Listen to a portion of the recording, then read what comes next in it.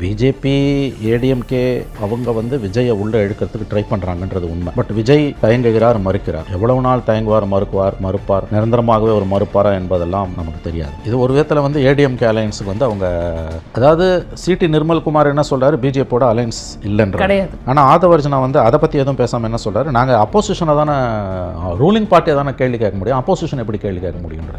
So அதான் நீங்கள் இந்த நுவான்சஸை புரிஞ்சுக்கணும். எப்பவுமே you have to draw the இன்ஃபரன்ஸ்னு ஆங்கிலத்தில் ஒரு சொல்லாடல். அந்த மாதிரி பார்த்தீங்கன்னா இதில் ஒரு சின்ன window, small window is opening.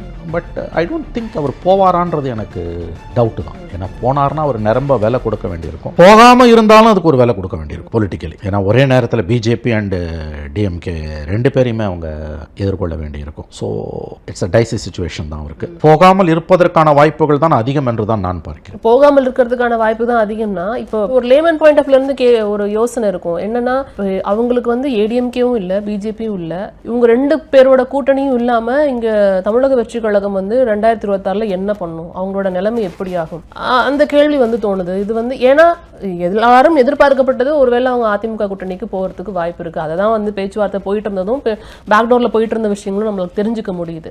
ஆனா இப்போ இவங்க ரெண்டு பேருமே இல்லை அப்படின்னா அப்ப நிலைமை என்ன தாவேக்க? அதுதான் நீங்க ஒரே நேரத்தில் முதல்ல எலெக்ஷனை ஃபேஸ் பண்ணும்போது ஒரு பக்கம் திமுகவையும் ஒரு பக்கம் பிஜேபியும் நீங்க ஃபேஸ் பண்ணுறதுன்றது கடினமான ஒரு டிசிஷன் தான். அது எனக்கு தெரிஞ்ச அது கிரவுண்டில் அவங்களுக்கு நிறைய ப்ராப்ளம் வரும். ஏன்னா ரெண்டு பேருமே இவங்ககிட்ட ஸ்டேட் கவர்மெண்ட், அவங்ககிட்ட சென்ட்ரல் கவர்மெண்ட், இவங்ககிட்ட மீடியா, அவங்ககிட்ட மீடியா, இவங்ககிட்டையும் ஆயிரக்கணக்கான கோடி பணம், அவங்ககிட்டையும் ஆயிரக்கணக்கான கோடி பணம். ரெண்டு திமிங்கலங்களுக்கு மத்தியில் நீங்கள் எப்படி ஃபைட் பண்ண போகிறீங்கன்றது தான் மிகப்பெரிய கேள்வி.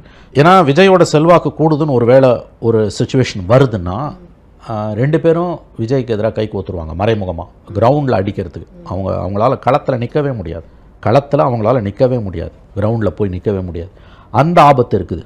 பட் இப்போ நீங்கள் அவர் சூஸ் பண்ணுறாரு அலையன்ஸ்னு வச்சுக்கோங்க, ஆப்வியஸ்லி பிஜேபி ஏடிஎம்கே அலையன்ஸ்க்கு தான் போய் ஆகணும், வேறு எதுக்கும் போக முடியாது. அவர் அப்படி போகிறாருன்னா அதுக்கான வேலையும், அது இவ்வளோ தூரம் பேசிட்டு அரசியல் எதிரி கொள்கை எதிரின்லாம் வித்தியாசமான கான்செப்டை சொன்னார். அது எப்படி கொள்கை எதிரி தான் அரசியல் எதிரியாகவும் இருக்க முடியும்? ரெண்டு வெவ்வேறாக இருக்க வாய்ப்பே கிடையாது. ஸோ அப்போ ஹேஸ் டு சூஸ்.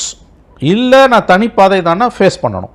கண்டிப்பாக 26 அவருக்கான களமாக இருக்காது, 31 தான் அவருக்கான களம். தோக்கிறத விட முக்கியமானது இவங்களை கிரவுண்டில் ஃபேஸ் பண்ணணும். நீங்கள் இவங்களை ஃபேஸ் பண்ணணும். அது எனக்கு தெரிஞ்ச அவ்வளோ ஈஸியானு எனக்கு தெரியல. பிஜேபி ஏடிஎம்கே அவங்க விஜயை உள்ளே இழுக்கிறதுக்கு ட்ரை பண்ணுறாங்கன்றது உண்மை. பட் விஜய் தயங்குகிறார், மறுக்கிறார். எவ்வளவு நாள் தயங்குவார், மறுப்பார், நிரந்தரமாகவே ஒரு மறுப்பாரா என்பதெல்லாம் நமக்கு தெரியாது. இது ஒரு விதத்தில் ஏடிஎம்கே அலையன்ஸுக்கு அவங்க, அதாவது சிடி நிர்மல்குமார் என்ன சொல்றாரு, பிஜேபியோட அலையன்ஸ் இல்லைன்ற கிடையாது. ஆனால் ஆதவர்ஜனா அதை பற்றி எதுவும் பேசாமல் என்ன சொல்றாரு, நாங்கள் அப்போசிஷனை தானே, ரூலிங் பார்ட்டியை தானே கேள்வி கேட்க முடியும், அப்போசிஷன் எப்படி கேள்வி கேட்க முடியுன்ற.